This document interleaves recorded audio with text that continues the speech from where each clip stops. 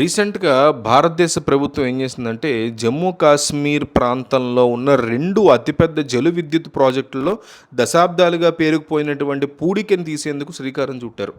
చీనాబ్ నది మీద నిర్మిస్తున్నటువంటి సలాల్, బగ్లిహార్ డ్యామ్‌లలో ఈ పనులు చాలా వేగంగా సాగుతున్న పరిస్థితి ఉంది. ప్రియాసి జిల్లాలో ఉన్నటువంటి సరార్ డ్యాము, రామ్నాథ్ జిల్లాలో ఉన్నటువంటి బగ్లిహార్ డ్యాము జమ్మూ కాశ్మీర్ ప్రాంతానికి విద్యుత్ అందించడంలో చాలా కీలకమైనటువంటి పాత్ర పోషిస్తున్నాయి. అయితే 1970 దశకంలోనే ఈ డ్యాముల నుంచి పూడికలను తొలగించేటువంటి ప్రక్రియ పూర్తిగా నిలిచిపోయింది. కంప్లీట్‌గా ఆపేశారు. దానికి ప్రధాన కారణం అప్పట్లో పాకిస్తాన్ వ్యక్తం చేసినటువంటి అభ్యంతరాలు ఇంకోటి. అలాగే ప్రభుత్వం పొరుగు దేశంతో సత్సంబంధాల కోసం తీసుకున్నటువంటి మన దేశం తీసుకున్న నిర్ణయాలు కూడా. ఫలితంగా ఈ 2 ప్రాజెక్టులకి సంబంధించినటువంటి స్లూయిస్ గేట్లని సీజ్ చేసి అవతల పడేశారు. దాదాపు 50 సంవత్సరాలకి పైగా ఈ డ్యామ్‌లలో మట్టి, ఇసక, బురద ఇవన్నీ కూడా పేరుకుపోతూ వస్తున్నాయి.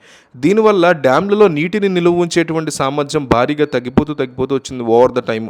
హిమాలయాల నుంచి ప్రవహించేటువంటి నదులు ఎక్కువ ఎత్తు నుంచి చాలా వేగంగా రావడం వల్ల వాటితో పాటు భారీగా బురద, సెడిమెంట్ ఇవన్నీ కూడా కొట్టుకొస్తాయి అన్నమాట. సో ఇవన్నీ డ్యామ్ అడుగు భాగానికి చేరిపోవడం వల్ల స్థానిక అవసరాలకి నీటిని వాడుకునేటువంటి అవకాశం భారత్కి ఏమాత్రం కూడా లేకుండా పోయింది.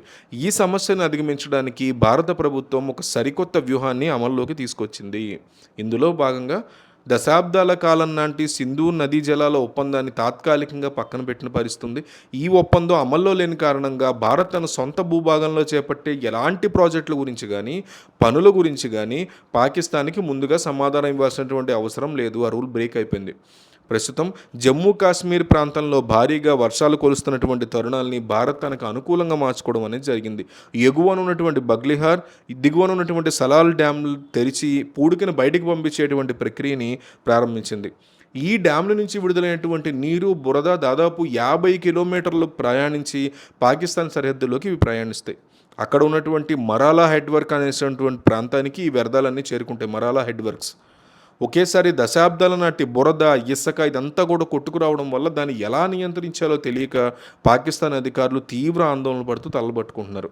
ముఖ్యంగా అక్కడి పంటల సాగుకి నీరు అవసరమైన సమయంలో నీటికి బదులుగా భారీ బురద రావడం వల్ల ఇక్కడ వ్యవసాయ రంగం చాలా దారుణంగా దెబ్బతింటున్నటువంటి పరిస్థితి ఆల్రెడీ ఉంది.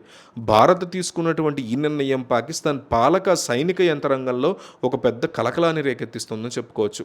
భారతదేశ కొత్త జల వ్యూహాన్ని అబ్జర్వ్ చేస్తే ప్రాంతీయ సమీకరణాలు ఉన్నాయి దీంట్లో.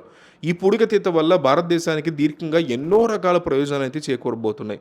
ముఖ్యంగా సలాల్, బగ్లిహార్ ప్రాంతాల్లో, ఈ ప్రాజెక్టుల ప్రాంతాల్లో వాటర్ కెపాసిటీ పెరుగుతుంది చాలా బ్రహ్మాండంగా. చీనాబ్ నదిలో భారతదేశానికి దక్కాల్సినటువంటి నీటి వాటాను పూర్తిగా వాడుకోవడానికి మరియు సంరక్షించుకోవడానికి ఇది ఎంతగానో దోహదపడే పరిస్థితి ఉంటుంది.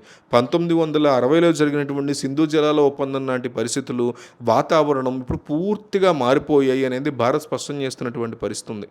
గ్లేసియర్లు కరిగిపోవడం వల్ల నదుల్లో నీటి లభ్యత తగ్గిపోవడం, అదే సమయంలో దేశంలో వ్యవసాయ భూముల యొక్క విస్తీర్ణం పెరగడం వల్ల ఈ పాత ఒప్పందాన్ని పూర్తిగా పునర్సమీక్షించుకోవాల్సినటువంటి అవసరం ఉంది అని భారత్ చాలా బలంగా వాదిస్తున్న పరిస్థితి ఉంది. ఈ విషయంలో పాకిస్తాను అంతర్జాతీయ కోర్టుల్ని ఆశ్రయించిన ప్రయోజనం ఉండదు అని, ఎందుకంటే ఇవన్నీ ద్వైపాక్షిక చర్చల ద్వారా మాత్రమే పరిష్కారం కావాలి అని భారత్ తేల్చి చెప్పిన పరిస్థితి ఉంది. ఒకవేళ పాకిస్తాన్ ఈ జలాల విషయంలో భారత్లో చర్చలు జరపాలి అని అనుకుంటే ముందుగా సరిహద్దుల్లో ఉగ్రవాదాన్ని పూర్తిగా అణచివేయాలి అని భారత్ కఠినమైనటువంటి షరతు అయితే విధించింది. ఈ విధంగా అటు వ్యూహాత్మకంగా పాకిస్తాన్కి చెక్ పెడుతూనే దేశీయంగా జలవనరుల్ని, ఉత్పత్తిని మెరుగుపరుచుకోవడంలో భారత ప్రభుత్వం విజయం సాధించింది. దశాబ్దాలుగా నడుస్తున్నటువంటి ఈ నీటి వివాదంలో భారత్ తీసుకున్నటువంటి ఈ చర్య సరికొత్త మలుపుగా అది నిలవబోతోంది.